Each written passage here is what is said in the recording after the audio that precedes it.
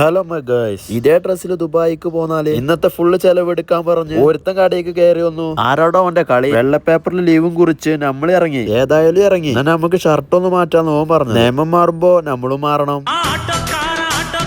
ഈ കാണുന്ന ടാക്സിയും പിടിച്ച് നമ്മൾ നേരെ വിട്ടു അജ്മാനിൽ നിന്ന് യൂണിയൻ മെട്രോ സ്റ്റേഷനിലേക്ക്. നമുക്ക് ഏറ്റവും വേഗത്തിൽ എത്താൻ പറ്റുന്ന സ്റ്റേഷൻ അതായിരുന്നു. ഈ കാണുന്ന മണ്ണിനടിയിലാണ് നമ്മുടെ മെട്രോ.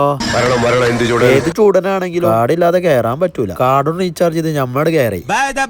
സമയദോഷം, കളക്ഷൻസ് വളരെ കുറവാണ്. പോയ മെട്രോ നമ്മൾ ഇറങ്ങിയതാണ്. പുറത്തിറങ്ങി നോക്കിയപ്പോ തന്നെ ഗോൾഡ് സൂക്കാണെന്ന് കരുതി ഗോൾഡ് ലാൻഡിലാണ് കയറി. എന്താലേ അവിടെ ഒരു ഗോൾഡും കാണാത്തോണ്ട് ഇറങ്ങി പോന്നു. ഇനി ഒരു അടി മുന്നോട്ട് വെക്കണമെങ്കിൽ എന്തെങ്കിലും കനത്തിൽ കഴിക്കണം. ഇതേപോലെ ഒരു പ്ലേറ്റ് കഴിച്ചിട്ടും ഓന്റെ വിശപ്പ് മാറിയിട്ടില്ല.